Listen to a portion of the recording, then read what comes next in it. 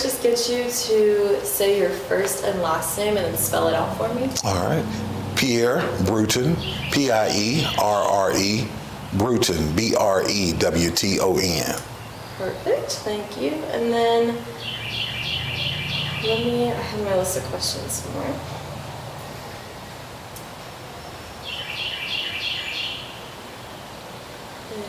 And then at any point, if like you just have something that you want to share, like please go for it. Okay. So I guess first, just like, were you on duty when the hurricane hit? Like, kind of what went through your mind in the process of, like, I don't know how bad exactly Spartanburg got hit. Whenever you were having to like send people out, like, kind of what was your headspace during all of that? What was going through? We understood through National Weather Service and other opportunities to get forecasts coming through. We understood to a point the significance of the storm, not to the magnitude that the storm presented itself. Prior to the storm, we actually upstaffed our team. So we were able to look at and predict when the storm was to hit, to make sure we had adequate personnel to respond to community needs, to handle different situations that may arise, whether it was individuals with trees on their houses, people may have been out traveling at the point, going to work, not necessarily knowing when the storm or the bulk of the storm was to hit. Any type of community issue, we wanted to be ready for our team members to actually move out and swiftly handle any situation that came. So staffing was very important. We also had to begin with the end in mind. We staffed our team members, but how was our team to be prepared for their own necessities? So we had to do some internal organizational breakdowns to make sure that we had things in place: food, shelter, the other necessities that community does not see. We know the community needs one part, but sometimes we have to reassure others that we have to make sure our responders are taken care of as well. Yeah, for sure. So you already touched on that. Did you guys kind of assist any other like neighboring areas that were kind of hit maybe even harder? Like, was it just Spartanburg that you guys were? Excellent question. The unfortunate part of the hurricane is that it affected everyone.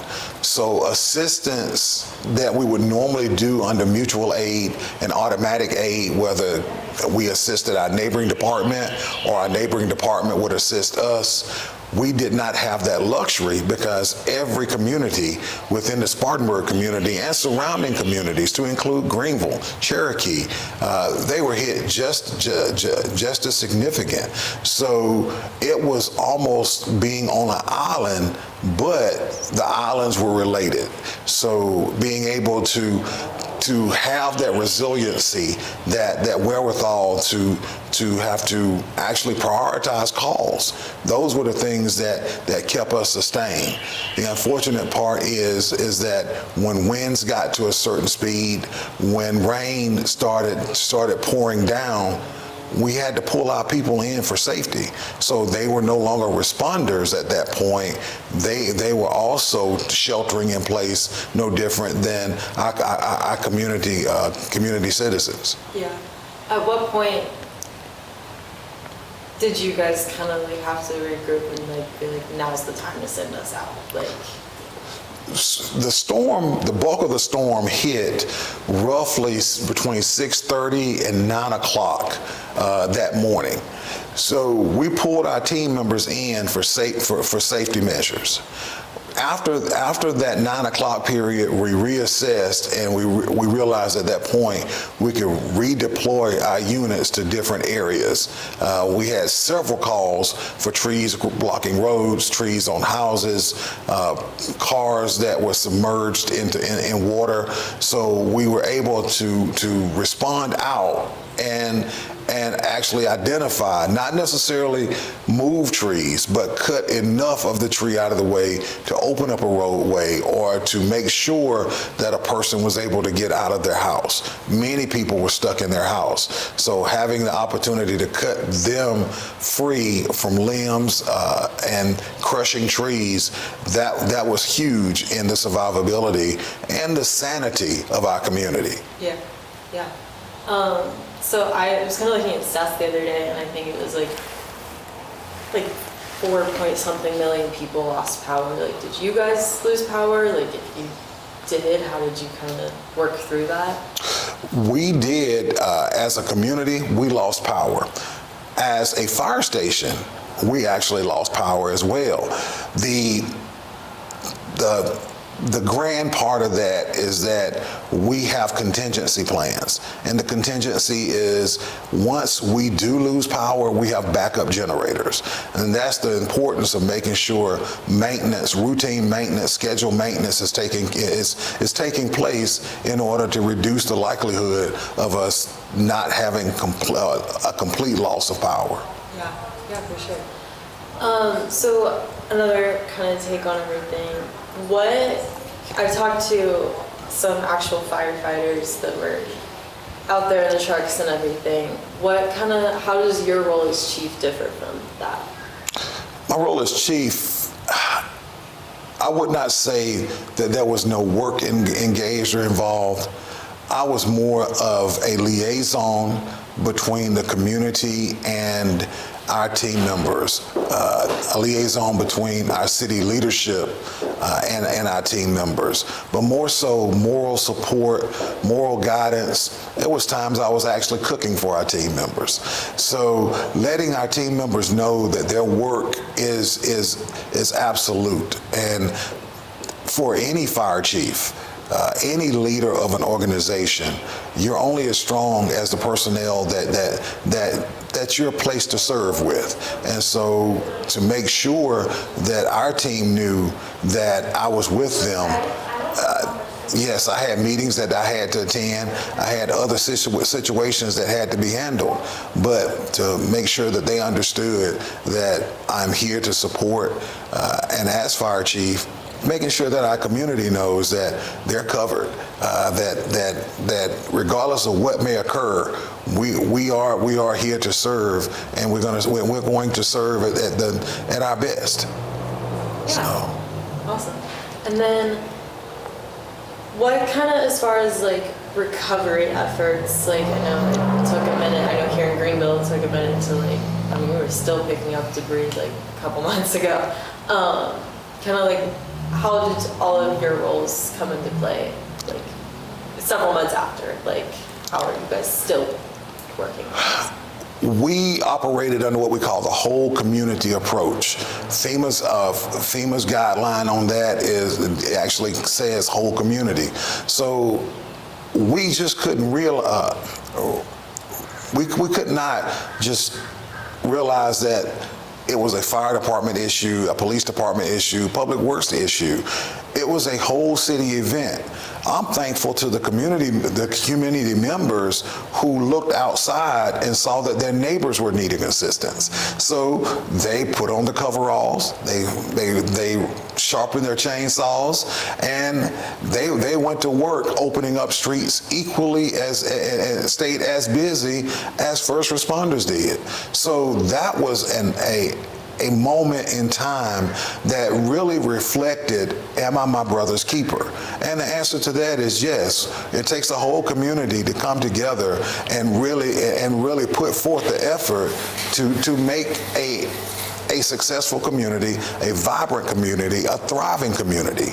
Now, as far as getting to know the amount of damage, we had damage assessment teams that were riding. They were putting putting on paper the limits to what the aftermath of the hurricane was. So at that point, we were able to gather lists, ensuring that our people were safe, but we were able at that point to assist other agencies in identifying critical areas to target for tree removal, debris removal, rubbish removal, and we're still in that cleanup phase.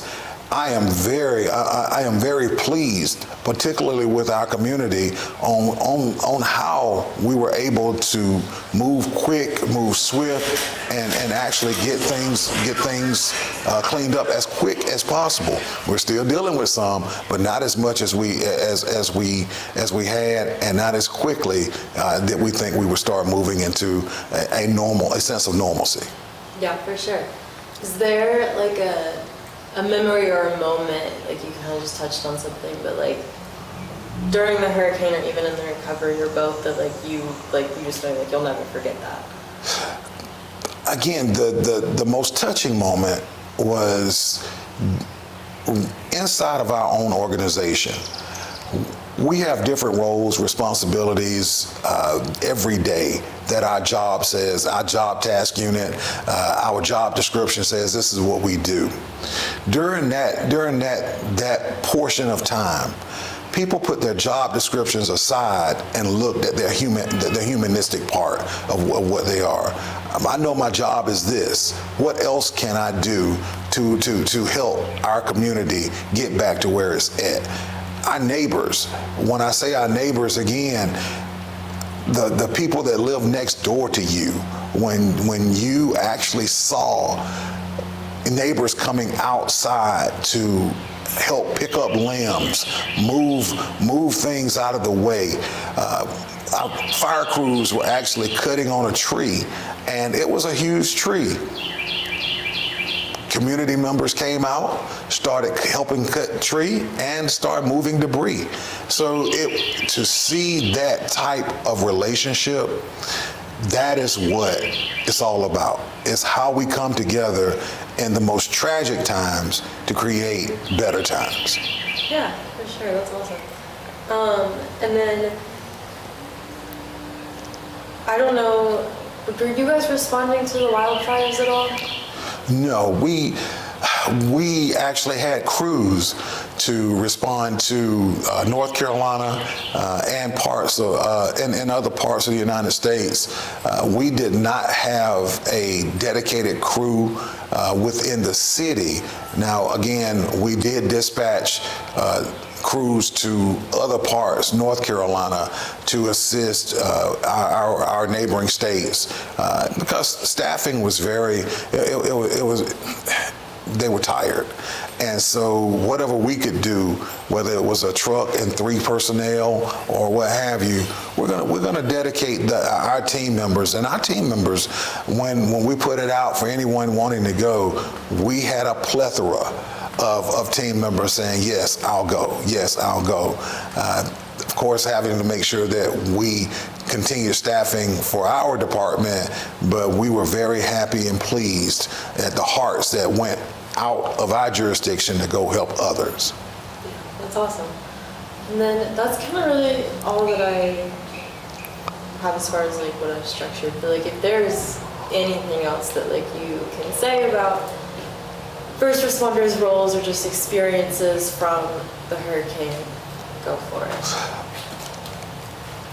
We respond in a manner when the bell rings, when you see the lights and sirens moving down the road, we're responding because someone needs assistance, especially in a time of danger and a time of unknown, such as a hurricane. And they're going to do the job. And they're going to make sure that whatever is done, they're going to do it to the best of their ability. But I'd like for our community to understand that when the first responders takes care of their needs, then they have to come home and live the reality of what they're having to deal with, because they had to leave their homes in the same way that others found their homes. So the mental aspect, the physical aspect, there was a lot of times where we wanted to make sure that mentally our responders were still with us. And again, so resting, making sure that hydration was there, making sure that they were eating as they should, and making sure that their families were taken care of as equally as the first responders were leaving out to take care of others' families. So wanted to make sure that there's a level of understanding that although responding in a systematic, robotic way, there's still the human side of that responder. And it hurts sometimes, but to come back to the department and for our responders to talk to each other, to say how they feel, be vulnerable with each other, because that level of vulnerability does not exist outside the walls, because it is a 100% go get it and get it done. Coming back, that is where the relaxation and the courage to be vulnerable comes in at. Yeah, for sure. Awesome. Well, that's all I got for you. Again, Well, thank you. Anything you want to say? No. I wish you well. Thank you. You have a dynamic personality, and you're going into a field that you're going to make an impact on. So thank you. Thank you for meeting